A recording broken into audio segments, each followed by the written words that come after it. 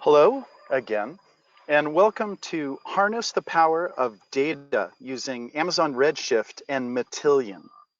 When you joined today's webinar, you selected to join either by phone call or your computer audio. If for any reason you would like to change your selection, you can do so by accessing your audio pane in your control panel. Also, from this control panel, you will have the opportunity to submit questions to today's presenters by typing your questions into the questions pane. We will collect these and address them during the Q&A session at the end of today's presentation. If we are not able to get to your question, we plan on responding to each of you personally through email. The deck will be available through SlideShare along with a recording of the webinar 2 to 3 days after the conclusion of this presentation. So keep an eye out for that email. My name is Chris Skrinak. I'm a partner solutions architect and the global machine learning segment lead for Amazon Web Services, and I will be your host and moderator for today's webinar. In addition to my introductory presentation on data analytics with an emphasis on machine learning at AWS, we will hear from Dan D'Orazio, solutions architect at Matillion, and Edward Hunter, Director of Business Intelligence at Clutch. So let's get started. I'll just wait for that slide to move. There we go. I guess that is the agenda, and these are the names. I probably should have done that a little bit before. So we're going to start off by talking about what will be the centerpiece for your digital transformation, artificial intelligence. It's certainly on everybody's minds these days, from customer experience through things like chatbots and Alexa, business operations and optimization of decision making, innovation of all kinds and competitive advantages. Artificial intelligence and machine learning is attracting a disproportionate amount of attention. As I like to say, data writes code now, because if you understand that simple concept, that when you're doing artificial intelligence and machine learning, you're actually using your data to write the code that's providing this new functionality, then you really understand almost 90% of what you need to put your data into action. 40% of all digital transformation initiatives are going to be supported by artificial intelligence in just this year. And that brings us to our mission at AWS, to put machine learning in the hands of every developer. So we're bringing sort of the pie out of the sky and making all of these tools that were sort of formerly reserved for data scientists and PhDs and really just making it accessible in every business by providing the broadest and deepest set of AI and machine learning services with more than 200 new features that were launched last year alone. We can accelerate your adoption of machine learning with our premier platform, SageMaker, which I'm going to dive into a little bit deeply a little bit later on. And this is all built on a comprehensive cloud platform that is optimized for machine learning. AWS is found in almost every company. There's not even enough pixels on the screen to really represent how many customers are doing machine learning on AWS, but this gives you a good idea of how broad our customer base is and how widely adopted our machine learning stack is. So that is how we describe the set of capabilities, is as a stack, like a cake. At the very bottom, the base layer of that cake, we have our hardware services, sort of the frameworks and infrastructure that you expect when you think about AWS. Importantly, we have in our EC2 instances the most powerful GPUs by NVIDIA that are available at scale, and you pay for them by the second. Talk about the democratization of technology. It is really astounding how powerful these GPUs are, and it's the advent of hardware like NVIDIA GPUs and the software with platforms like TensorFlow, MXNet, and PyTorch that has really made all of these innovations in software development that we generally call AI and machine learning possible. In addition to that, in this middle layer, we have introduced a product called SageMaker. Now, if SageMaker is new to you, and that wouldn't be surprising because it is still showing up on a lot of radar. It's a seminal innovation in machine learning where you can actually take every single aspect of creating a machine learning model from concept to execution in the cloud, on IoT, or on mobile devices. It starts with understanding your data, knowing where your data is coming from. Typically, that data will be labeled so that you can predict some kind of outcome. And I'll go through a little bit more of that in a second, as I sort of describe it as a set of walls, like literally barriers that SageMaker was able to break through to enable machine learning. First of all, you have to collect data. Data writes code. We smash through that barrier by providing built-in Jupyter notebooks that solve most of the problems that data scientists need to collect and prepare their training data. Next is the algorithms. We typically think of machine learning in this ivory tower, and the algorithms are, accessible only by a rare few, but SageMaker brings this down to earth by providing the principal functionality of machine learning, which is prediction in the most popular forms of algorithms. That's everything from a logistic regression that is predicting a continuous number to classification with algorithms like XGBoost, classification, language, image processing. You're able to create custom models in some instances without even writing any code. As long as you have the data and you can use the graphic user interface to create fully deployed models. So that is done through a process we call one-click training. And we call it one-click because it could be done from the graphic user interface or the GUI. But typically it would be done from a Python notebook. That's provided either with SageMaker or even from your laptop. We have something called SageMaker Local, where you can edit your code and actually deploy in the cloud for training from your laptop. Now, once you're training your model, it's got to be optimized. And hyperparameter optimization, once again, has been brought down to earth by SageMaker. We do it for you automatically if you're using our built-in algorithms, and our entire hyperparameter optimization API has been exposed for our customers. Now you've got a model, but you've got to deploy it, or what are you going to do? So we have one-click deployment, where either from one click in the graphic user interface or one command in your notebooks, you can deploy at scale and take advantage of all the services that AWS provides globally, including auto scaling. So with this revolutionary product, we've really been able to bring the whole process of machine learning to a whole new class of businesses and enable architects, developers, and people to really begin to imagine what can be done with prediction based on their data. This reduces costs, increases performance. And when you reduce costs, you're not just saving money, you're actually enabling more capital for innovation. The ease of use, once again, is remarkable with SageMaker. So if this is your first introduction, I do encourage you to take a look at some of the docs we have on AWS to get a little bit more information. The most popular framework for machine learning today is TensorFlow. TensorFlow runs faster and it's easier to deploy on the AWS stack than anywhere else. In fact, more than 80% of all TensorFlow instances are running on AWS today. So I left the best for last. That is what we call our AI services. The AI services are pre-trained models. You don't need to bring data except for the data you're using in your app.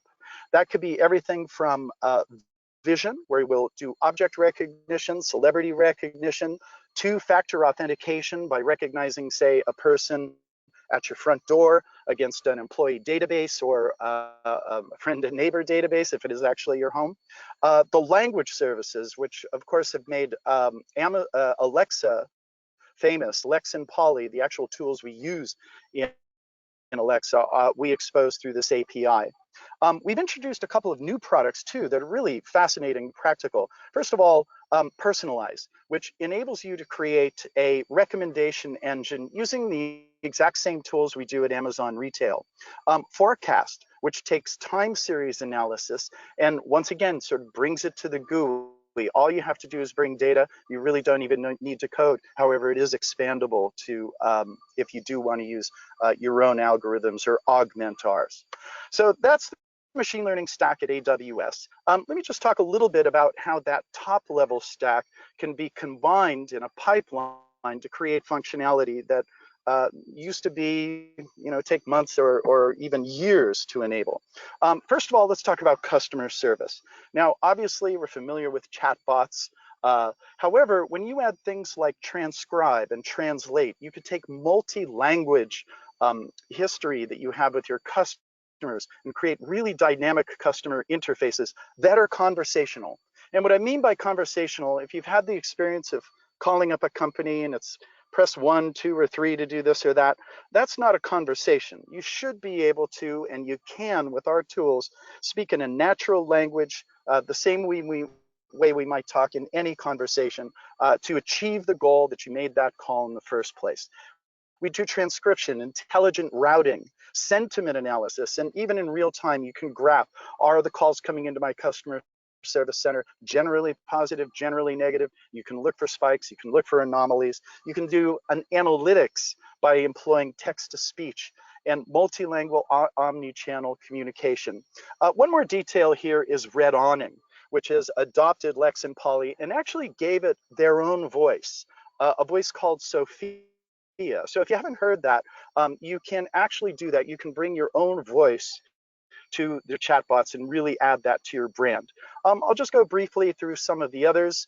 Obviously, you can do two-factor security, as I mentioned, using our vision services, and that's employed at many companies now today. In the old days, when you talked about data, you were usually talking about a log file or some kind of tabular data from a SQL statement or something like that.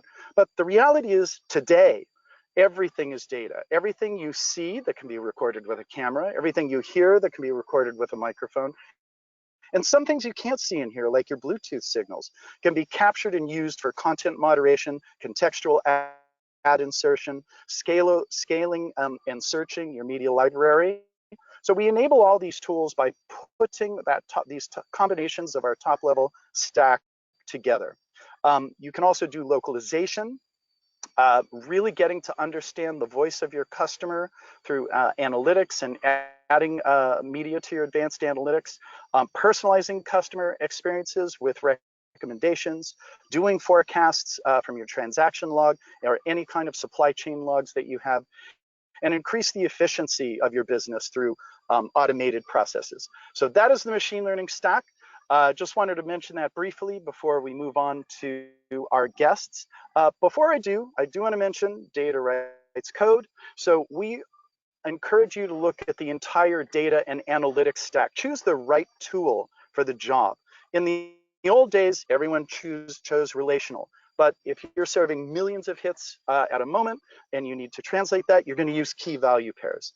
If your customers have personalized content, you're going to use a document database, document DB. If you need instantaneous results, it's going to be in memory, that's Elasticache. Graph databases are through Neptune, time series through TimeStream, and now blockchain through QLDB. So this is something that Matillion enables, rapid ingestion. Oops, I almost forgot. We're also doing now reinforcement learning with tools like Deep Racer, and we do have a tool that helps you build computer vision models, Deep Lens. All right, that's enough about AWS. Would love to help you introduce machine learning into your predictive analytics or in every aspect of your business. But right now, I'd like to hand the stage over to Dan so we can dive a little bit deeper into how Matillion is working on AWS. Thank you, Chris, very much for that introduction. A little bit of background about myself. My name is Dan D'Orazio. I'm a solutions architect for Matillion. I've been working in the data space for almost 20 years at various roles, from development to architecture, and now solution architecture with Matillion. Worked for large companies like Comcast, Sodexo, probably no one's heard of, and then much smaller companies as well.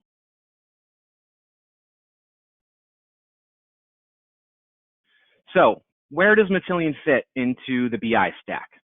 Matillion is an ELT solution, so it's situated sort of as you'd expect, right between your raw data sources and your analytic tools. One thing that makes Matillion unique, though, is how close of a relationship it has with Redshift specifically. So the arrow on the left of the slide shows the extract and load portion of bringing data into Amazon Redshift in its raw form, which Matillion orchestrates. It takes advantage of data load best practices, staging your data in S3, streaming data from your sources into S3, and then doing a bulk load into Redshift. So loading data is very fast. You're talking, hundreds of millions of rows in minute or sub-minute timeframes. It's truly impressive. So the arrow on the right shows the transformation of your data. So that's preparing your data for your BI analytics tools. Again, Matillion is taking advantage of Redshift as the compute engine for this work, which is great. That means that as your volumes grow, as your business logic gets more complex, you can really scale Redshift to handle those increases. And so your Matillion resources can stay small and modest. That's the goal. So a little bit about sort of what we think the best value is from Matillion itself. It's very simple to deploy. So we deploy as an EC2 instance using an AMI in your cloud infrastructure. So your data stays within all your ecosystem. We don't see your data. We don't have access to it in any way. The GUI is browser-based, so there's no thick clients to install. Once you have the AMI deployed in your instance, you just reach out to it through a web browser and you're up and running. Not only its deployment simplicity, but it's also very intuitive. So when I had a chance to look at Matillion for the very first time, I was just kind of blown away myself that I could do as much as I could and figure out what I could with very little handholding or very little support. So that was impressive to me personally. And what you'll notice from the UI is that great care was taken to ensure the experience would require a minimal learning curve. So it looks very similar to other ETL, ELT tools that you may have used, Informatica, Talon, things like that. From a speed perspective, we're taking advantage of as many cloud services as possible. So I mentioned S3, we use SNS for messaging, SQS for messaging as well, to name a few. So wherever we can use those services and leverage them without reinventing the wheel, we do that. And we think that's a positive for our customers' user experience. They may be coming to the cloud already knowing how a lot of these things work. And so Matillion is enabling the usage of those services in conjunction with their data pipelines. It makes it very fast. The development process becomes very fast. Again, from the development experience, you can develop pipelines very quickly. Components are drag and drop. Almost all the components come with sort of sensible defaults for their properties, and so it leaves you having to fill in very few details to get started and get going. As far as scale is concerned, as I mentioned a little bit before, we're really leveraging Redshift to be the workhorse for both the load side of your data ingestion and the transformation side of your data workloads. So as I mentioned, as your volumes get bigger, you would add a node to your Redshift cluster or scale up the size of existing nodes, and you would see your load times decrease, your run times decrease that way. And that's great because, kind of in the past, the traditional pattern looks something like this. You'd have long load times. You'd start the painful process of figuring out where your bottlenecks were. You would look at your code. You'd do some refactoring. You're trying to squeeze whatever you can out of your existing resources, and then deciding where do I need to scale. This approach, I think, takes much easier. It's much easier to find where the problem is or where the scale is required, and then react accordingly. And then savings. So on the savings end of the house, there's a pay-as-you-go model. So it's consumption-based. If you're using it for a few hours a day, if you're batch processes and you only need to run your data workloads for, let's say, 4 hours a day, you can turn it on using a service like EC2 Instance Scheduler, and then run your workloads and turn it off, effectively paying for what you've used.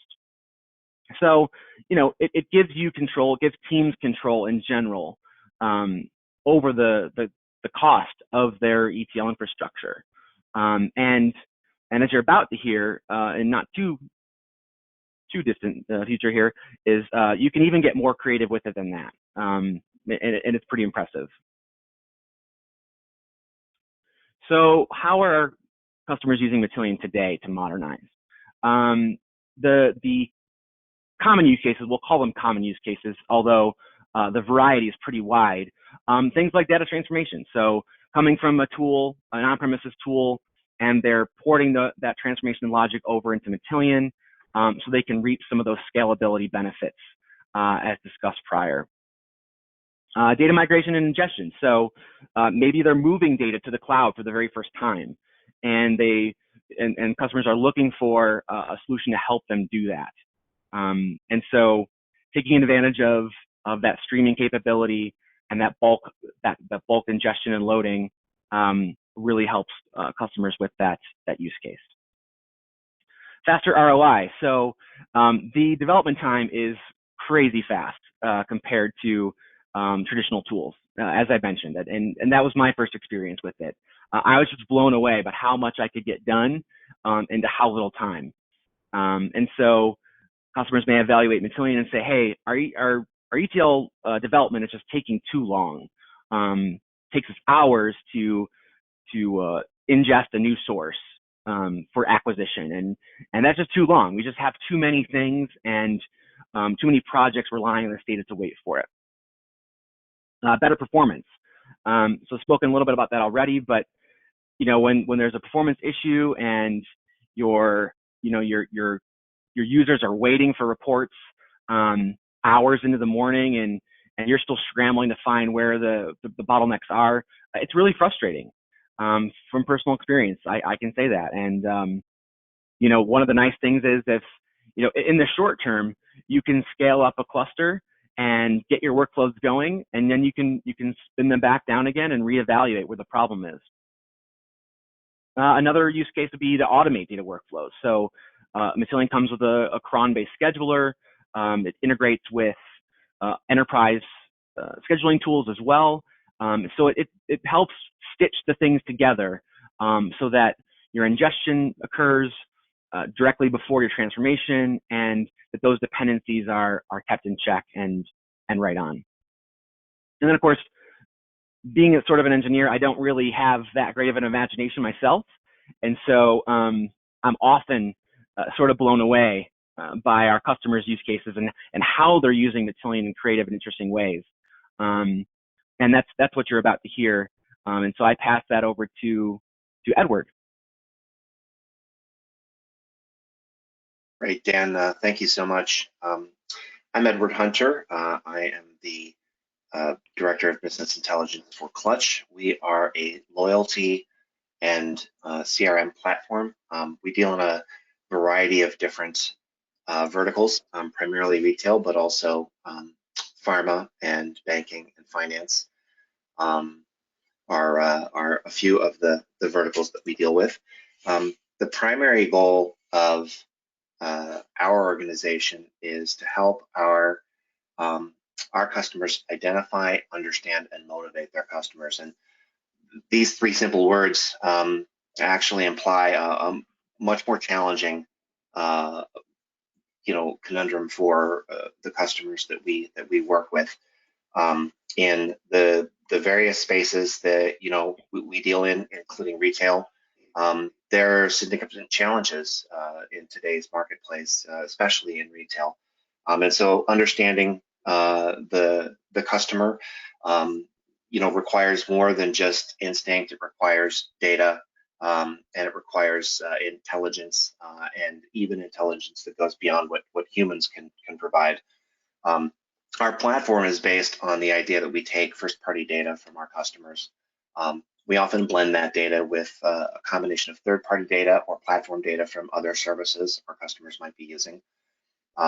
We merge those with a complex segmentation and rules engine that combines automation and rule sets to automate a variety of different solutions for our customers that help them engage more effectively with their consumers.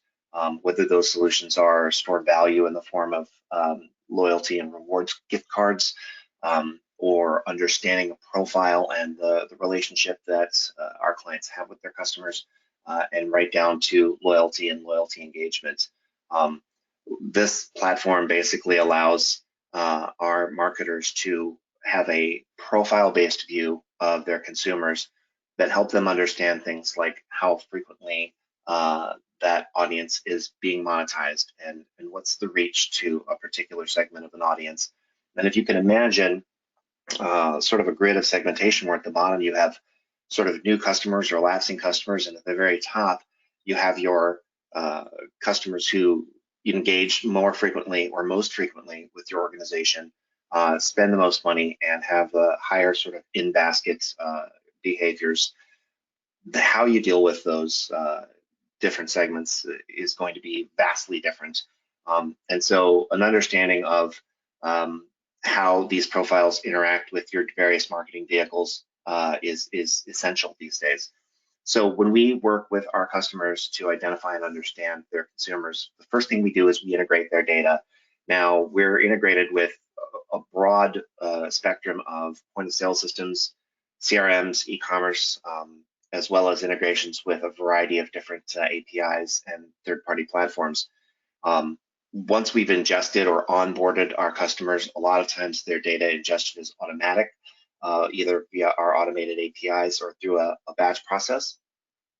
We augment that data with third-party insights, again, either third-party platforms that our customers are already engaged with, or third-party insight partners like IBM Watson. And the result is really a holistic sort of 360-degree view of your customer.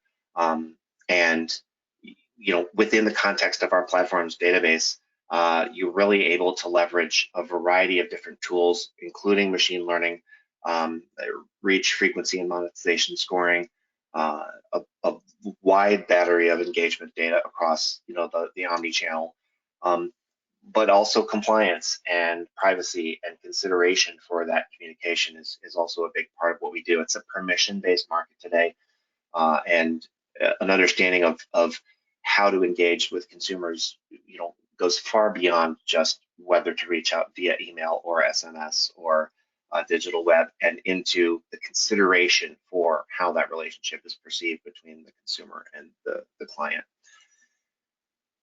So when we segment our customers, we use a variety of demographic, psychographic attributes to do this.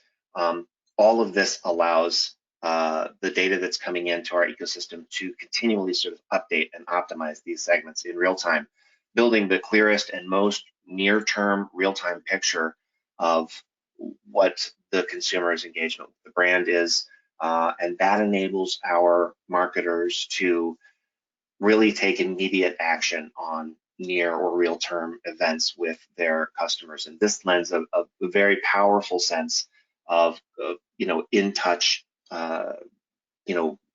protected relationship between the consumer and the brand.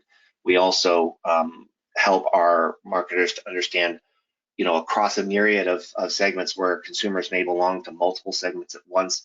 It's also very important to understand when not to communicate with consumers.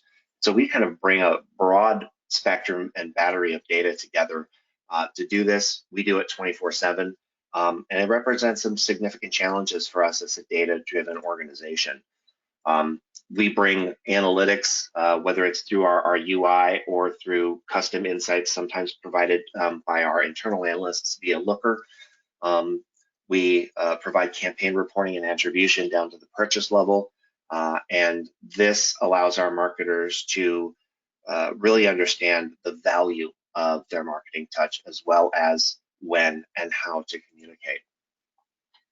So our platform, essentially we enroll members and we capture their behavior. We update the information on them. We optimize our segments. We personalize engagements. It's a 24-hour, 7-day-a-week process that we consider ourselves, fairly expert at, but we do face challenges, on a daily basis in driving the data from the various sources into our platform.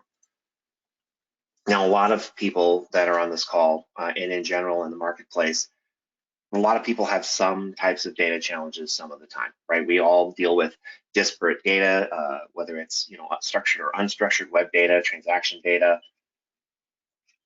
We also deal with different data sources, whether it's API-based data or flat files, tabular data, even Excel documents, as well as different data structures and different data types. Data is sometimes expressed in a common way, such as transactions, but the structure of that transaction data is still vastly different in some cases. So we all have these challenges some of the time. What we learned at Clutch is typically on a given day, we have all of these challenges all of the time. And there's a variety of different reasons for that. If you think about the archetype data that a client of ours might store, whether it's customers or transactions, different verticals are going to store that data differently. So, for example, retail does not equal finance, which does not equal pharma.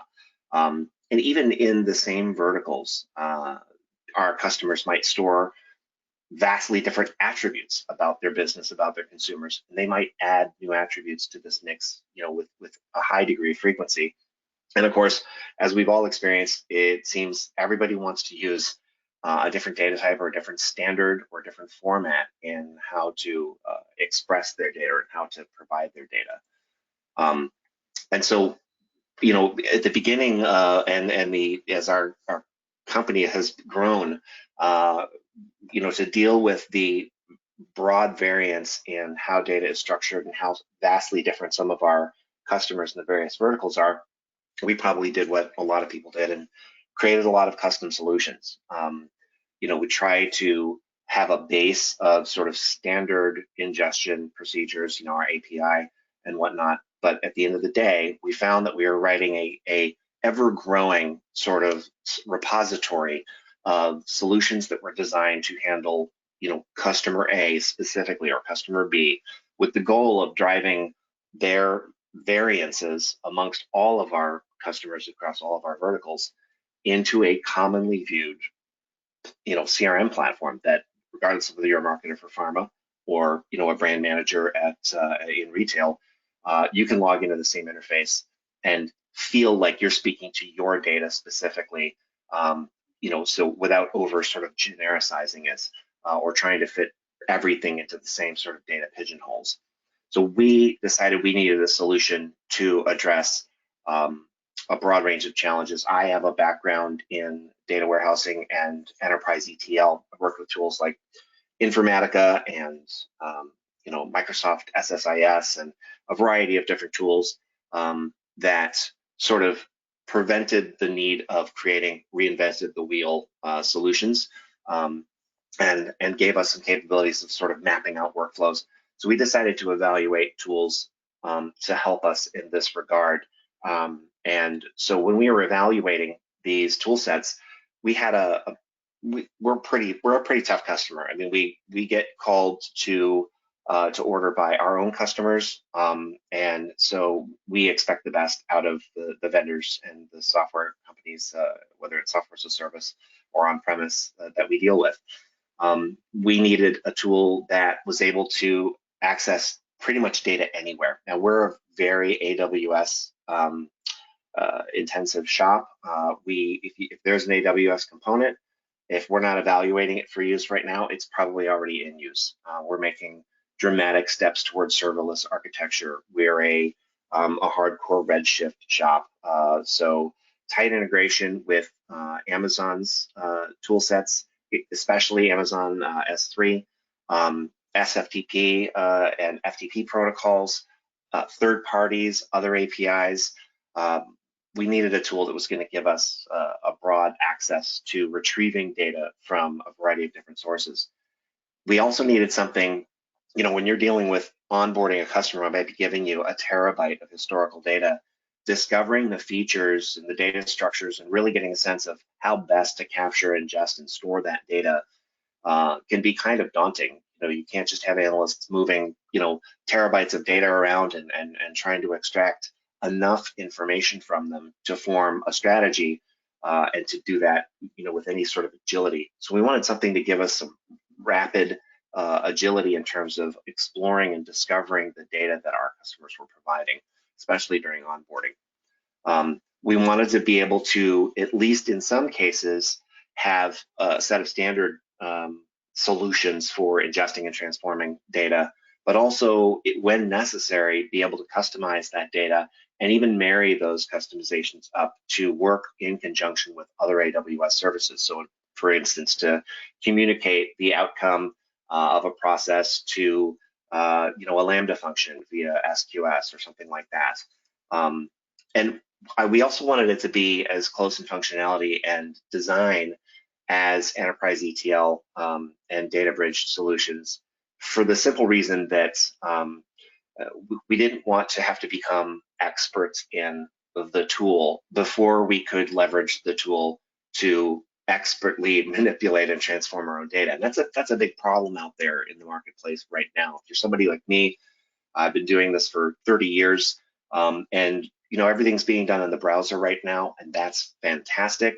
But there's been a real challenge for the ELT and ETL tool sets out there to provide something that allows folks who have a background in those technologies to not have to become SME, subject matter experts, on the tool set before they could actually harness it for themselves. And of course, we needed it to be compatible and actually sort of be close to as bred for the AWS platform. Things that we were hoping to avoid that we just very simply don't have the time for or feel are consistent obstacles to rapidly evaluating. We're very much a fix a tire on a moving vehicle kind of shop. We don't have a lot of R&D time. We're very customer focused and obsessed. So the majority of the time that we're evaluating things to help us, we're also doing the things that we're looking for that tool to help us with. So high touch evaluations where we have to have a lot of engagement with pre-sales and pre-sales engineering and things like that is really something that we just don't have the bandwidth for. Gated support, so support that it really only exists after the purchase, doesn't give us a sense of how well we'll be able to rely on the support of the product that we're purchasing. And that's kind of a deal breaker for us, because in today's marketplace, especially with software as a service or instance-based software, the support you're going to get can be critical to the effectiveness of your ability to use the tool. Also, proper documentation and a strong sense of community and a responsive community, very important for us.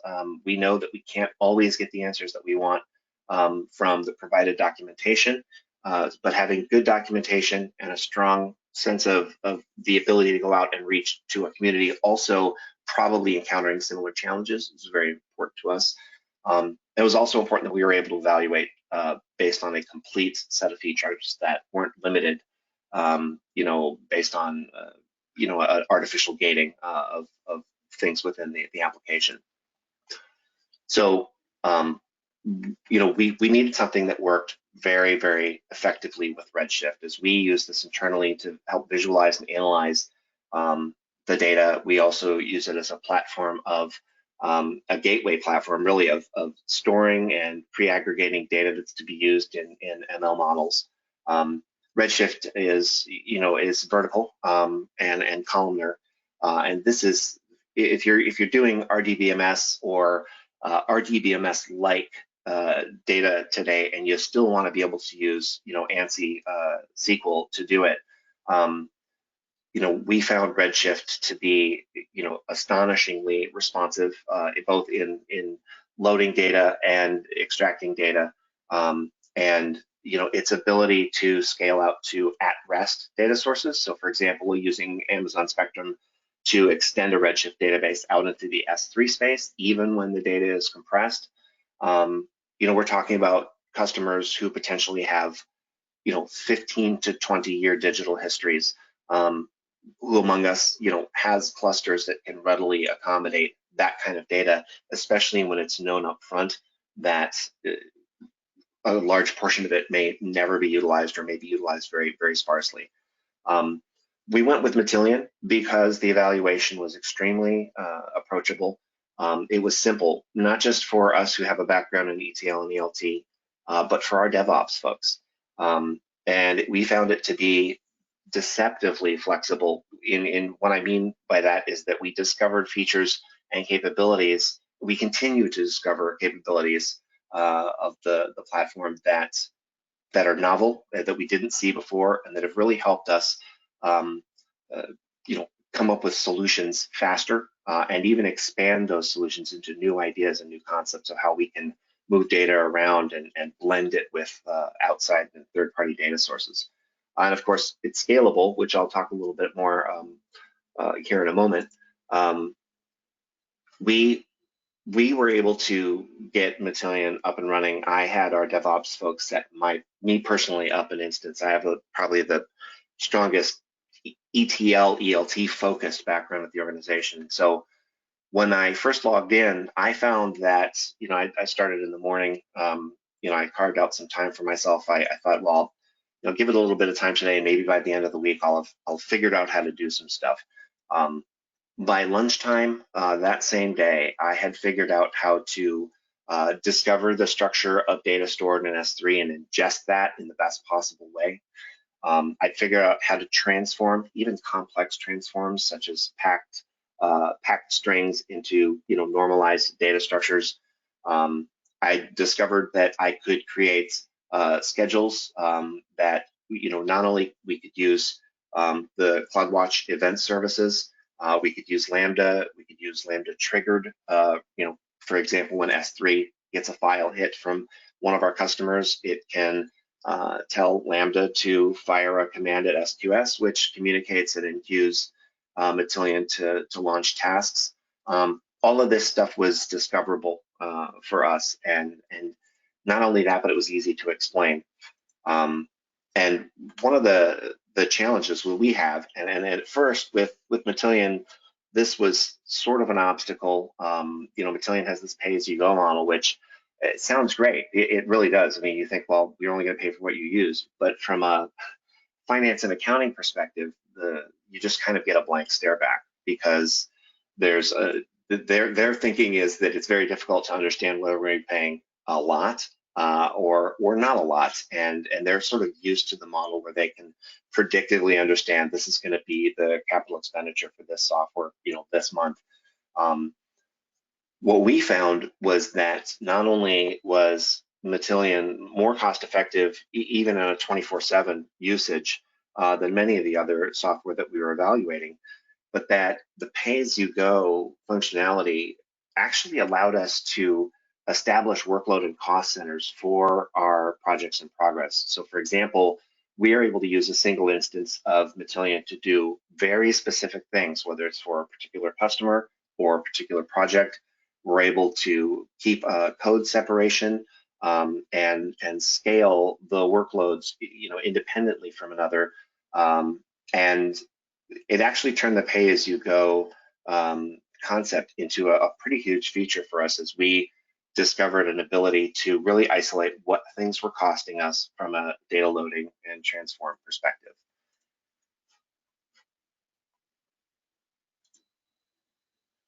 Sorry, a little slide lag here. Just gonna try to get that to move forward for me. All right. So like I said, the cost per hour was, at first it was daunting. Now we look at it as a pretty major benefit. We're actually, keeping our code separate from one another. We're using command and control functionality to have one instance do work that it is specifically designed to do, whether that's, the most efficient initial ingestion of the data. At that point, it can actually wake up other instances and wait for them to wake up and then command them to do stuff and then shut themselves down when it's finished. So it was almost like having sort of little ETL developer engineers that we could wake up to do very specific things and then go to sleep when we didn't want to and incur costs for them anymore. Our current landscape for ingesting sort of in the batch format and flat files, we take this data from our customers, from third parties, from other APIs. We transform them with Matillion. We load them into Redshift. We do a variety of different functionality on Redshift, whether it's providing analytics to our internal customer success folks so that they can deliver insights to the customer, or pre-aggregating the data for use in machine learning models. Every day we're discovering new ways of leveraging Redshift and a variety of other AWS components to streamline and improve the way we do our business. And Matillion has really taken a lot of the heavy lifting and guesswork out of using Redshift to do that. It's extremely intuitive about the use of Redshift. For those of you who have used Redshift's copy commands and unload commands, there's a lot of nuances in those commands. If you select one particular option, it either makes several other options important or not usable. And Matillion knows these operations like the back of its hand and takes a lot of the guesswork out of configuring, ingesting, and transforming. So I'm going to give it back to Dan. I want to thank you for giving me the opportunity to talk about our organization and how we leverage AWS and Matillion. So Dan, back to you. And appreciate that. Yeah, so go ahead, Dan. I'm sorry. I was going to say I may step in here and thank both of you for an excellent presentation. Did you want to make a comment, Dan, before we go to Q&A? No, please do. That'd be great. Excellent. Well, we're now going to transition into our live Q&A. As a reminder, you'll be able to submit any written questions through the questions panel. In the event that we're not able to answer all of your questions today, we will follow up with everyone individually via email. So the first question is regarding the slides. Absolutely understandable. They will be available through SlideShare, along with a recording of the webinar 2 to 3 days after the conclusion of this presentation. So please keep an eye out for that email. I'd like to go through some of these questions that came in live. Starting off at the very top here, and gentlemen, please don't mute because I think these are basically for both of you. Can you discuss some life science use cases in the R&D areas? Oh, Dan, I think that's going to fall to you, my friend. Life science use cases. I can only imagine we're talking about specific data sets. I think one of the benefits that the pairing of Matillion and Redshift brings together is that you can ingest. The ingestion process is very fast. So from an R&D and a discovery perspective, I think it can benefit almost any use case, and probably any use case,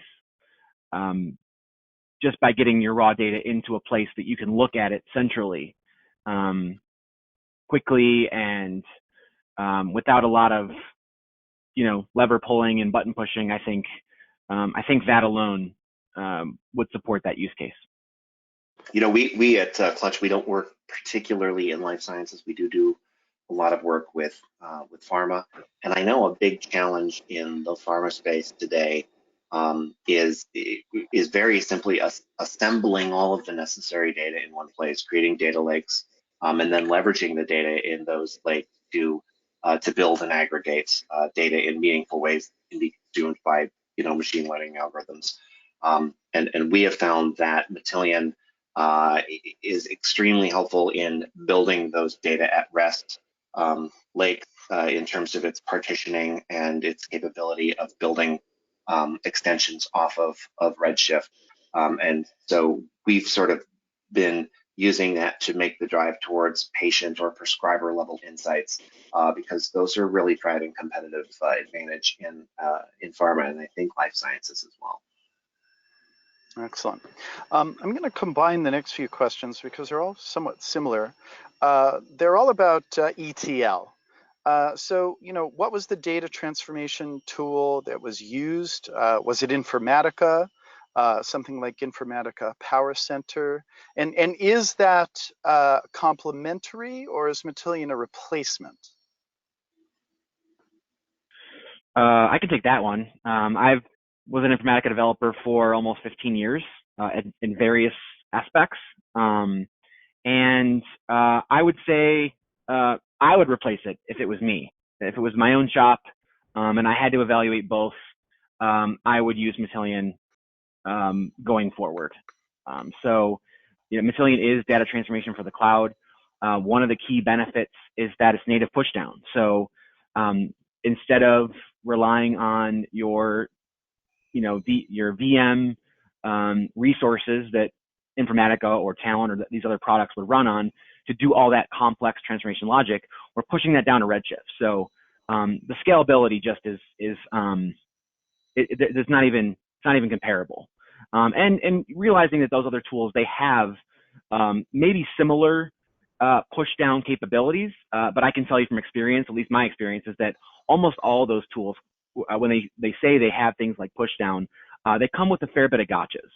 In Informatica's case, in order to use push down optimization, you have to avoid using certain functionality in all your mapping. And it makes your mappings really verbose and hard to maintain. That's just one example. Well, that's really helpful, and it does answer sort of two of the questions and sort of half of the third regarding comparisons to other tools. Maybe if you could expand a little bit about some other differences, and specifically regarding Matillion versus AWS Glue into Redshift. Sure. Yeah. So from differences perspective, I would say that to expand on that, I'd say that where Matillion was built specifically for the cloud, where other tools are sort of trying to catch up to get their products working with cloud native services, even using a service, managed service database like Redshift. The interaction between an on-premise traditional product and Redshift is going to be different than Matillion's. So we're able to take advantage of many of the best practices that I think the Redshift team would agree upon that those other tools are not. Things like using the copy command for bulk loading. I think I could be mistaken, but last I remember, Informatica was still using row-based inserts into Redshift. So in those cases, you're just not seeing. Hopefully you can still hear me. Yes. Apologies for that. Yeah, apologies for that. The brief interruption there. In most cases, they're just really struggling to make that connection. They make it work, but it's not working in a native sense. As far as Glue is concerned, I think so. Glue is more code forward, and it also contains that data cataloging features. And so I say there are some different use cases that Glue might be good for, specifically the catalog for all your at-rest data sets, your data lake. I think, and Glue might be good for like an initial, like what am I trying to do with my data? I think where you'd make the transition from Glue to Matillion is where you're going to start productionalizing a lot of those processes, or as they become more complex and you're trying to stitch them all together. Yeah, and with many other AWS components, Matillion is great at extending its reach to other components such as Glue and Lambda and SQS and SNS, and in many ways can be complementary. It really depends on what you're using glue for. A lot of our pipeline operations, if you will, were far too complicated to try to have a lot of like data pipeline stuff written for them. We really needed an easier way to visualize the complexity of those, the routing. But in a lot of ways, Matillion has been complementary to our use of glue and glue crawlers for generating metadata on our at-rest data sets. Yeah, that's a good point, Edward. That's what I would use it for today, for the most part. Great. Next up here, I'm going to change the language here a little bit. The question is, how would you ingest existing Informatica code? I think the word they meant was migration. How do you migrate existing Informatica code? Yeah, it's a great question. We see that a fair bit. There isn't a direct way to export the XML from Informatica mappings, workflows, and services, and tasks, things like that, and import them directly into Matillion. I will say this though, in many cases you wouldn't want to actually. There are many features in Matillion that effectively could turn hundreds of mappings into one job, and so we would kind of discourage that pattern going forward, where you create a single sort of verbose pipeline for a single source of data, which is what you have to do in Informatica, right? You have to create a mapping for a source, create a task for it, and then put that into a workflow somewhere. So almost all of that's been deconstructed in Matillion. So you can use iterators, and you can use metadata to dynamically drive components so that you can effectively loop over hundreds or thousands even of your metadata fields and variables and values to sync up an entire database with one job, for example. That's a great answer. That's fantastic. Regarding transformations, does Matillion offer all of the transformations provided by Informatica?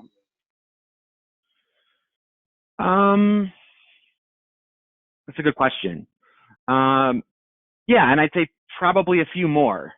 I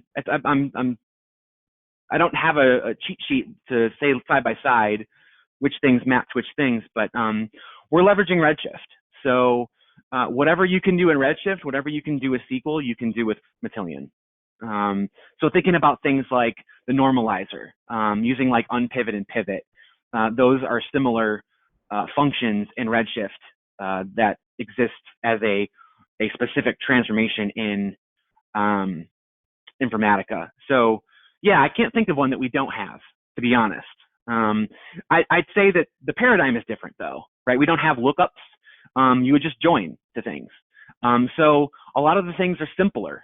The actual implementation of your transformations are actually simpler than an Informatica mapping might look like. That's been our experience as well. When we, my previous, roles, I've used both Informatica as well as Microsoft Stack, and there hasn't been anything I've been able to find that didn't have a counterpart. There have been a lot of things I've found that just very simply don't require that level of complexity when operating in the cloud.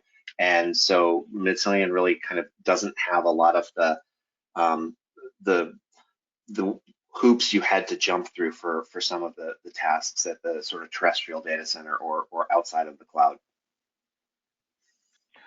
I've always said, oh, I'm sorry, go ahead.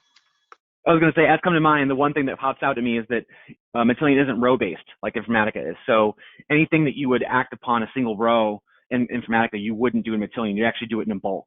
So that would be one key difference. Thanks, Chris. Sorry about that. Oh, no worries. We're at the top of the hour. I've always said anybody could do complicated. It takes genius to do simple. So that's a really good comment. Gentlemen, do you want a closing comment before we go? And I regret we aren't able to answer every single question here, but we will return our answers through email.